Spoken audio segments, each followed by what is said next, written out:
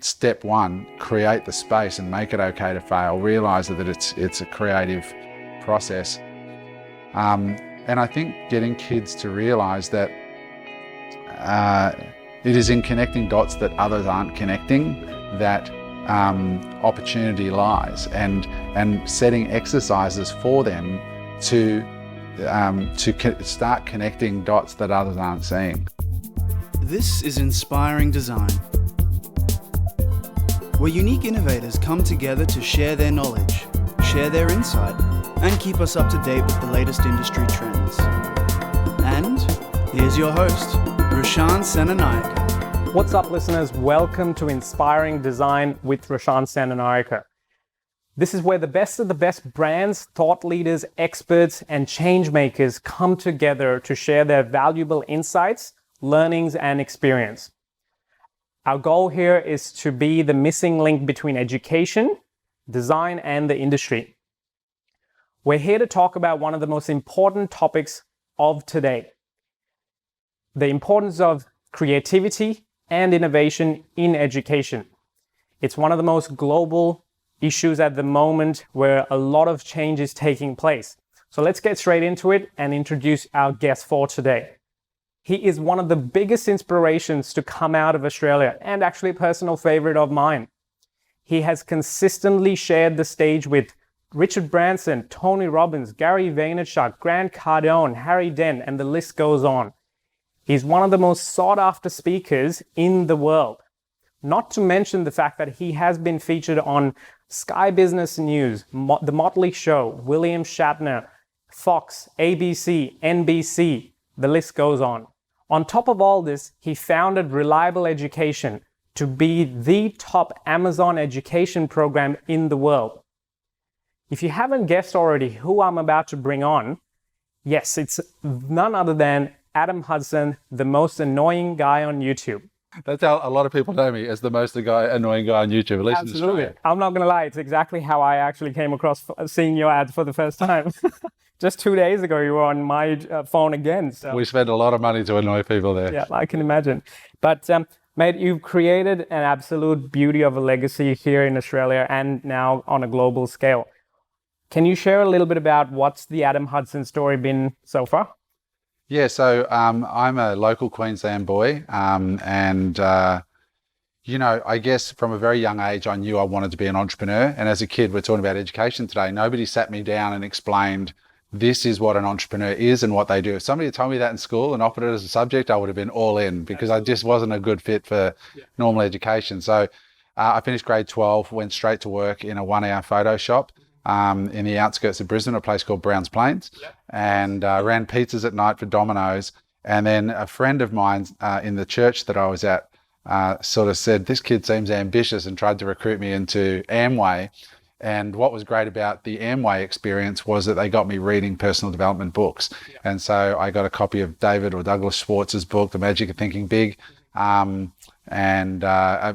sort of started from there, discovered Tony Robbins, and never thought one day I might actually get to meet the guy and speak with him. So that's my journey. I've been an entrepreneur. I haven't had a job since I was 22, and I'm now 45, so coming up to 46. How did you actually, was it self-awareness that made you understand those skills within yourself? Look, I think for me, it's funny, I was at a Tony Robbins event and in Sydney very early on. In the audience, I'm assuming, not in the audience. No, just in the audience with everyone else jumping up and down, losing my mind. But, we did these exercises to find out what was driving us. And I was at the time probably 25 or 26 years old. And I realized through this exercise that my big motivating factor to do well had been to prove my dad wrong. And I realized then and there that was a pretty, not that my dad was a negative person in that way. He didn't sort of crush my dreams. I just remember having a stand-up fight with him when I was like 15 or 16. So if you don't like it, then you get out and fend for yourself, which I did soon after. I was like, I'm going to prove to him that I can, do it. And then I realized that was a pretty negative motivation. So that was actually what drove me early on. Wow, there you go. I love these stories and seeing how everyday people come up from local areas and share the stage with literally the best of the best people. So it's incredible. Yeah. And we're sitting here in the lovely home of Adam Hudson in the Gold Coast in Hope Island. And if you can see the background, it's actually absolutely stunning. Coming from an architectural background, this space is simply incredible. But let's get on to education and creativity and innovation. Firstly, I think for the listeners, I'd like to understand your definition of these words. Firstly, what does education mean to you in a word of itself? Learning. I think it's learning about life and learning how you interplay with life and what your strengths are and so on. So I think that's it for me in a nutshell, just learning and growing. Yeah. And obviously when you founded a Reliable Education, that's about teaching others. Yeah. Do you think that every person can have the skills towards teaching someone to knowledge transfer to another human being? Look, I think there are some limits, in terms of there are certain things that require a certain cognitive capacity or bandwidth. And some people just seem to have more bandwidth than others. Like, I don't know how I'd go being a neurosurgeon or trying to take in the enormous course load of to become a barrister, for example. So I think it's important that we sort of have a sense of who we are and what our strengths are. One of the reasons I teach what I teach is because I think it can be taught to a broad range of people, and largely what I teach now is creativity. And I think most people have a creative side. It's under expressed and rarely rewarded in a modern world, but I think the world's changing, and I think creativity is now becoming central to being successful in business. So I think in many cases, desire will get you a long way, but to be the best at something, you've really also got to, I think, enjoy it and have an aptitude towards it. Absolutely. And I think that's coming from design thinking as a background, that's exactly the same thought that I share as well. Now, you mentioned the word creativity and the importance of it, looking at success in business and even in education. What is creativity? Well, for me, I think it's innovation, it's original thought. Is innovation a result of creativity, do you think? Yes, that's probably well put. My friend Seth Godin, he runs a program called Alt MBA, which is Alternative MBA, and it's a terrific program by all accounts, and Seth's an amazing human being. But Seth sort of puts it this way, the world and the education, and this is not, I know a lot of educators watch your show and listen to it. This is in no way, nothing I'm going to say here is to no insult, because they're doing amazing work and they're raising kids for people, but in a lot of ways, I don't think the modern education system's keeping up with the world as it's changing. And I think the current education system is producing cogs, as these assess words, cogs in a world that doesn't need any more cogs. What we need is people to solve problems. Absolutely. And I think it's that transition. And I think a lot of educators listening to today will agree with you, because they want to be able to produce and set up their kids on a successful pathway to succeed in the next 5, 10, 20 years' time. And it's just that education industry that we've been used to for Industry 3, which was the Industrial Revolution, where we wanted factory workers to follow orders and so on. And in a very, very simple sense. But we're looking at Industry 4, where there might not be jobs that are available today in 5 years' time, and we don't even know what the jobs will be in 5 years' time. So that's the biggest battle that a lot of teachers and educators are trying to overcome. And like you said, creativity comes into it. But how do you measure creativity? Do you have ideas on how that can be implemented into the education system today? Yeah, well, I think one of the first things that all educators need to teach kids in particular to overcome is their fear of being wrong and failing. Because no great breakthroughs are made by playing safe, right? Absolutely. And a lot of times in talking to parents, we're releasing a kids course ourselves shortly, and we spoke to a lot of parents and teachers, and they said that the first step is getting kids to lose their fear of being wrong. I'm fortunate to have a business partner, Joe, who's a terrific guy, and he will come up with 20 ideas. Now, of those 20 ideas, 5 will be something we laugh about for months. 5 are amazing. 5 are really good that with me or somebody else who he trusts involved can bring it to an amazing idea. And the others are just okay. And Joe, what I love about him is he's not afraid to look stupid on those 5 ideas that we're going to tease him about for a while, because he knows that there's another 5 ideas that will change the company. And so you need to be surrounded by people who understand the fragility of ideas and the sacred process of and being able to hold the space for ideas. I know the band Aerosmith had meetings once a week where people just put through ideas where there was no stupid ideas. How do we entertain people in a different way? And I think it's becoming more and more central to the way business leaders are thinking. But I think step 1, create the space and make it okay to fail. Realize that it's a creative process. And I think getting kids to realize that it is in connecting dots that others aren't connecting that opportunity lies, and setting exercises for them to start connecting dots that others aren't seeing. And I think if they can do that and start to get kids to think instead of remember, then I think we're onto something. Absolutely. And I think that's where standardized testing has some limitations, because someone is prescribing what's required and what the right or wrong answers may be. It's not an organic process. And listening to your few sentences ago, what you mentioned in coming up with 20 ideas and 5 might be horrible, and it might boil down to 1 or 2 incredible ideas that just absolutely changes things. That's essentially ideation. And ideation, if you look at how a designer, everyday designer, whether they're industrial or graphics or architectural, would be that. Whoever the client gives them a brief or the problem or the challenge in itself, and they'll come up with 20 ideas. Some may be good, some may be not. That's great. And I'm very happy to hear, obviously, from a person of your caliber, to show that those transferable skills being relevant in the business industry as well. Yeah, there needs to be a narrative in business around the process of ideation. And there needs to be time and space allocated in the day of a business for people to innovate and be rewarded for innovation. And because that is the only way to create advantage over your competitors. So I love that. When I was at school, there was just no narrative about this is how great companies become great. And to sit down and explain, like Steve Jobs said, well, to his engineers, I want a phone with no buttons on it.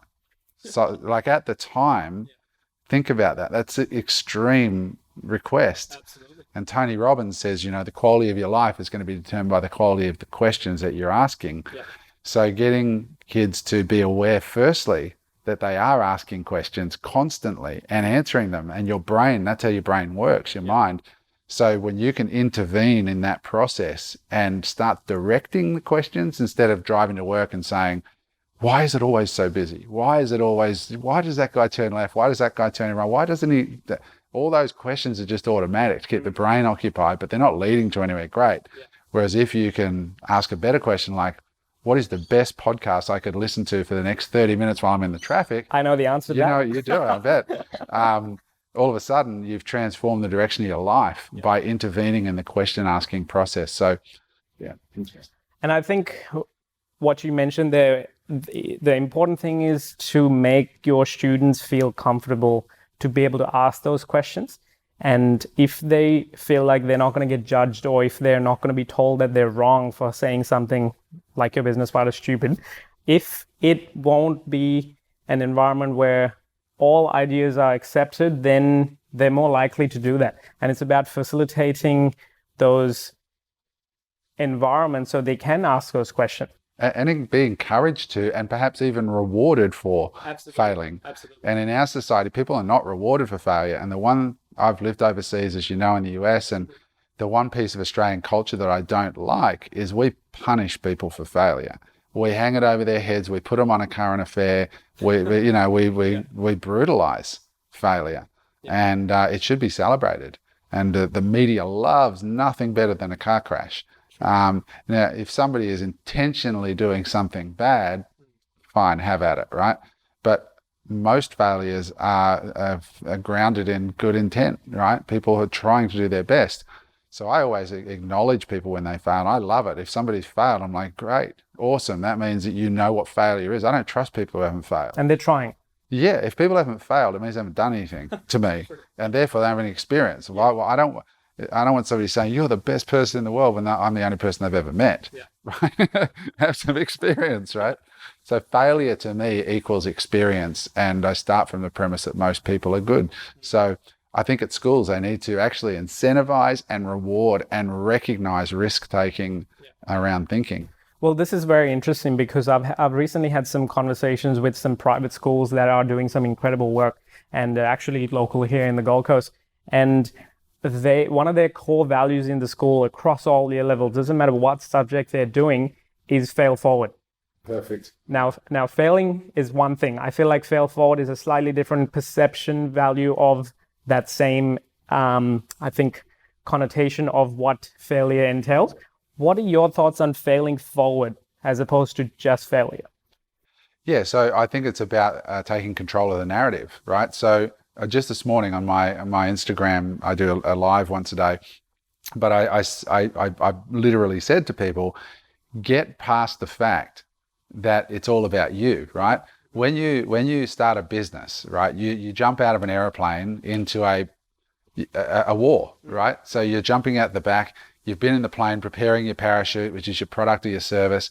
And then you go, so sooner or later, if you're lucky, you've got a mentor or a coach or somebody who kicks you out. Most people don't jump out of the plane. They just go up for the skydive and land in the plane again, right?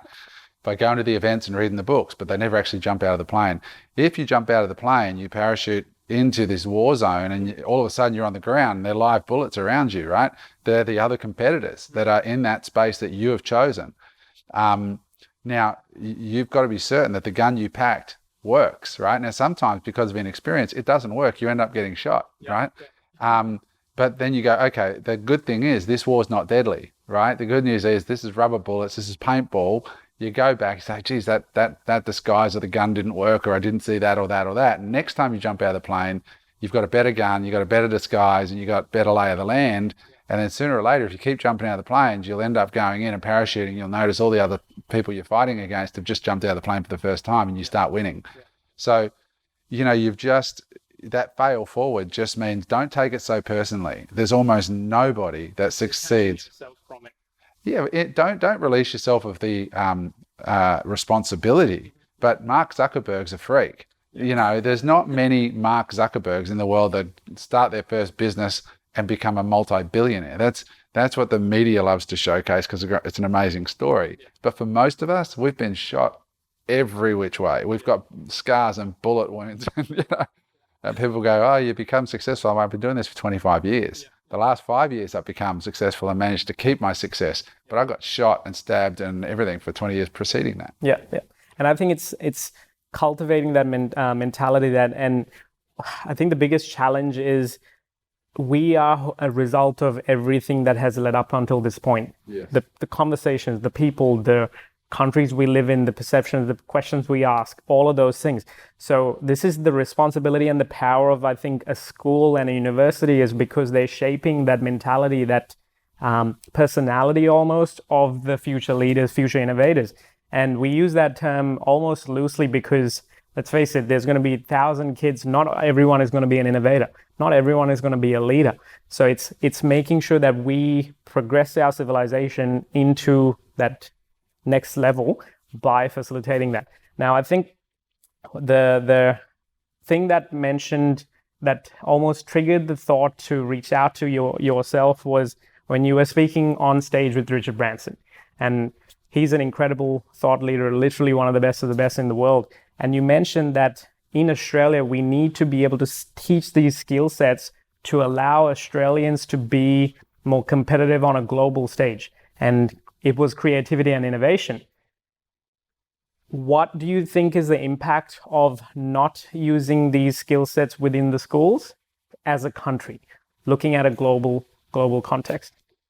I'm not a parent, but I have a niece and 5 nephews, and I have many close friends with kids. And we live in this amazing country, right? I mean, look outside here.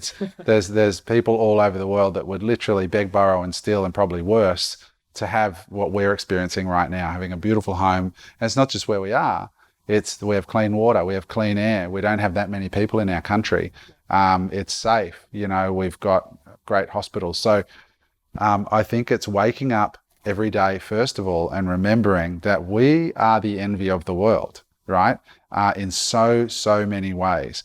There are literally billions of little kids in India and China, or maybe hundreds of millions, that are waking up today with parents that are driving them and saying, you can have a better life than we've had. Like, all parents around the world want their kids to have better than they've had. The difference is we now live in a world that's flat. We live in a world where Elon Musk is going to wire the entire planet with free Wi-Fi from space. And it's not cyber talk anymore. It's happening. Yeah. So these kids are now going to have, in the order of hundreds of millions, access to knowledge at a price they can afford. And they have massive hunger, much hungrier than our kids in Australia will be. And it's not that our kids are fundamentally lazy. It's that our kids are fundamentally affected by the wealth and let's call it for what it is. It is extreme wealth in Australia. So I'm deeply worried that if our kids don't realize that there is hundreds of millions of kids who want what they have in a globalized workforce, like I have a piece of real estate here on the Gold Coast and I needed to get some work done by an engineer to see how much I wanted to use it for storage of caravans and other things. It's a commercial piece of land. And I got quotes to do what seemed like a relatively simple job for me from some local firms, and they ranged from 10 to 15,000 for the work. And I went on to Upwork and ended up getting a guy in Pakistan to do it. And the local firms, and he got aerial maps off Google.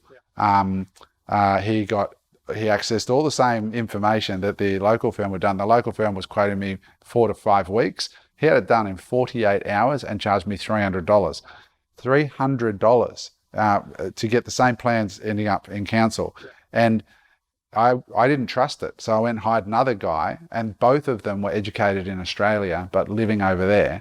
And so they came here, got schooled, same degree as the people who are going to do it for me. The difference was a factor of, I don't know what that is, 50 times cheaper. So that's disruption. And that's the world our kids are moving into. They're not just going to be talking to, like what I teach at Amazon, our student. It's a miracle. They're alchemizing products being sold in America. They live in Australia.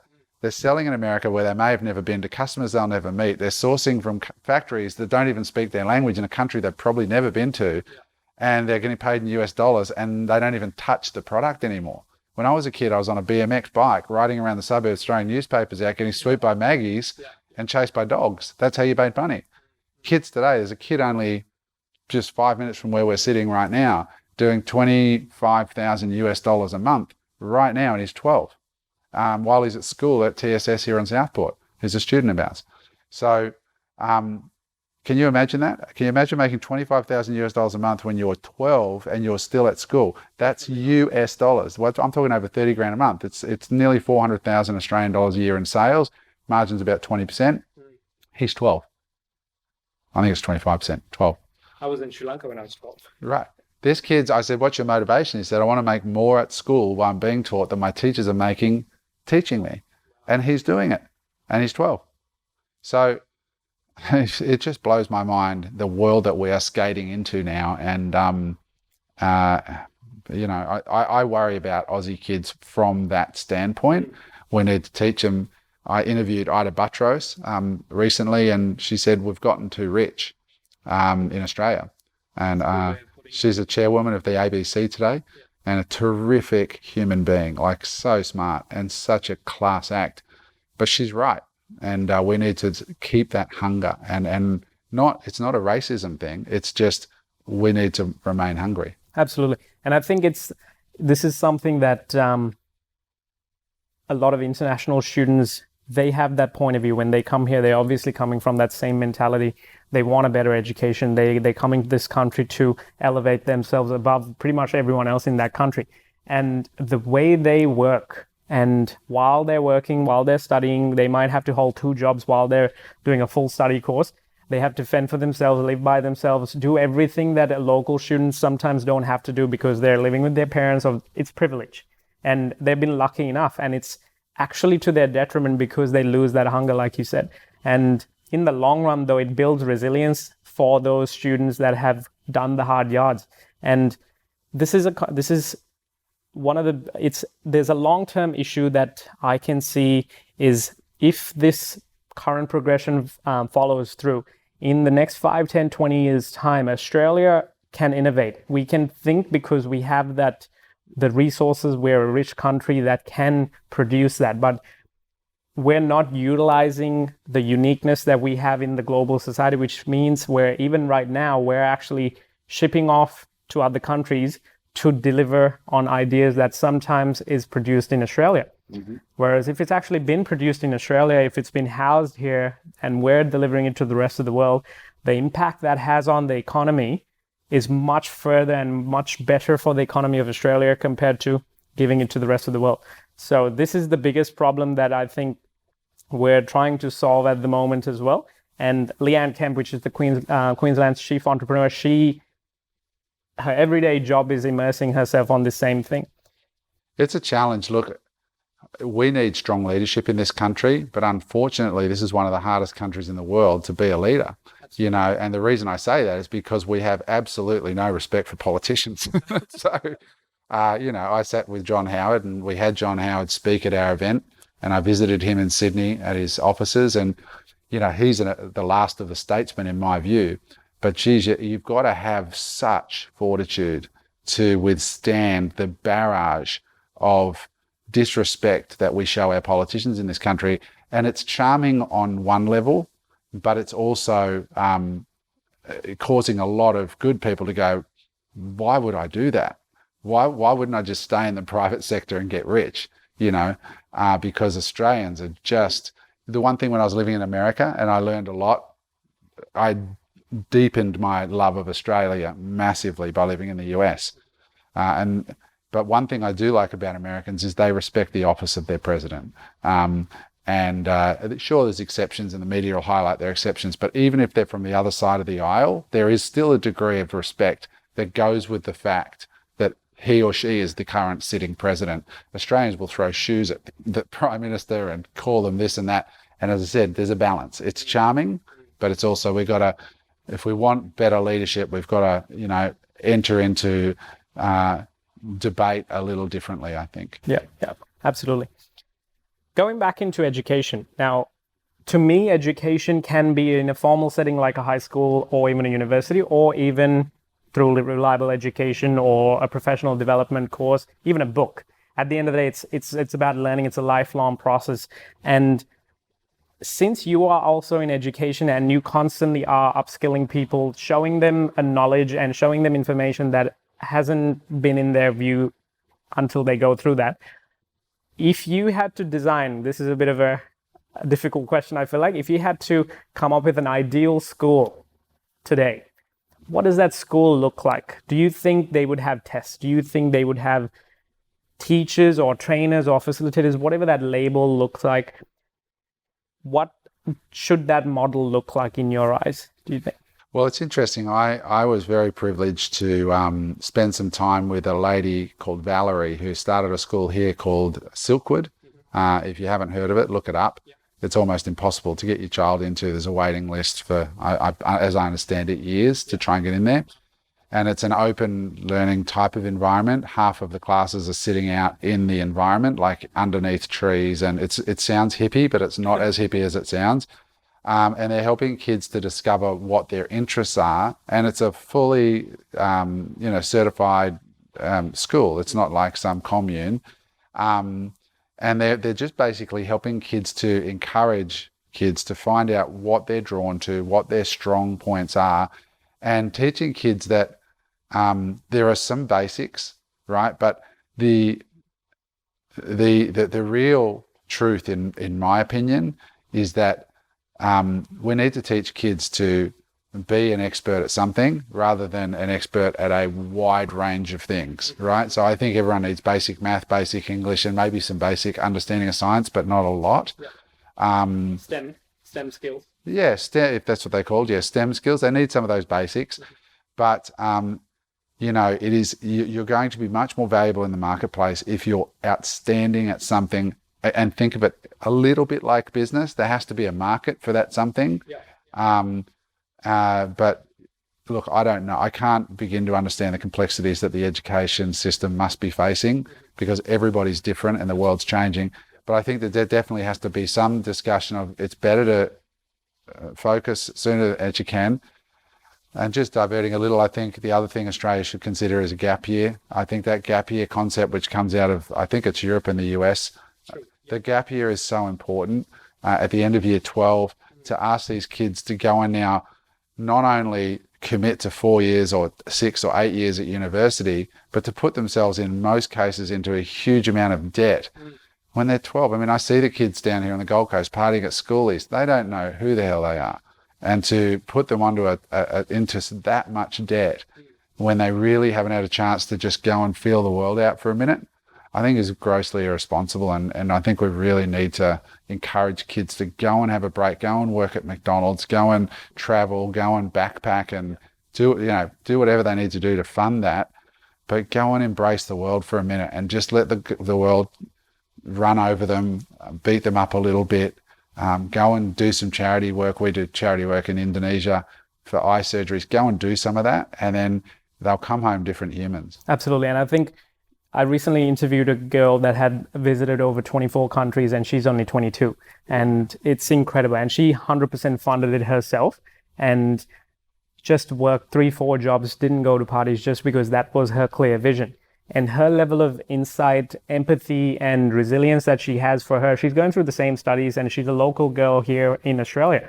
But her outlook on design, outlook on life is completely different simply as a result of her travel. So I completely agree with you on that one. And do you have advice for the educators that are listening on how they can take the next steps towards preparing the future leaders of tomorrow, allowing them to, fail forward, ask questions, make sure that they feel comfortable? Do you have any advice for the teachers and educators of today? Oh, look, I mean, for any teachers and educators watching this, I'd firstly just want to acknowledge them, because they're underpaid for what they've been charged with.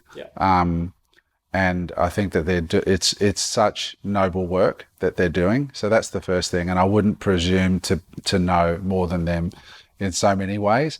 But I really think encouraging children to take chances and not punishing them for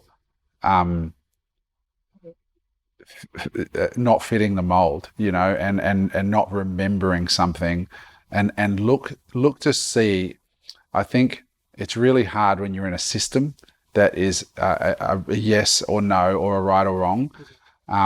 I've been doing a lot of work recently in learning to be better in a relationship, in an intimate, personal relationship, And one of the things that I've been learning about is just seeking to find the good instead of seeking to find the differences, seeking to see where that kid's talents are. I think for a lot of the empathetic educators, they do that anyway. Absolutely. But really making the space and intervening where they see bullying around ideation, because it's, oh yeah, you're an idiot. Yeah, see, that's dumb. That sort of stuff sticks with kids. Absolutely. It totally does. And they quickly learn, do not take a chance. Do not put your hand up unless you know the right answer. And sadly, even if they know the right answer, there's going to be dicks in the class that are going to ridicule them for knowing the right answer too often.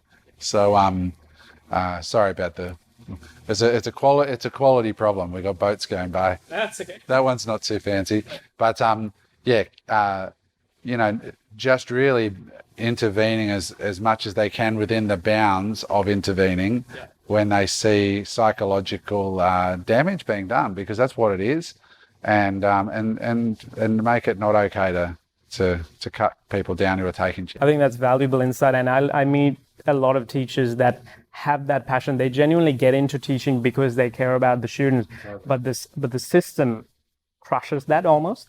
And they have so many other attributes that waste their time. They have to actually go through the proper learning at like 10, 12 at night time, and then wake up and repeat that process, because that's the only system that allows for it. So I think that's where a lot of change needs to happen. And I'm sure the acknowledgement that you gave it's shared by me, and it's going to come to their heart.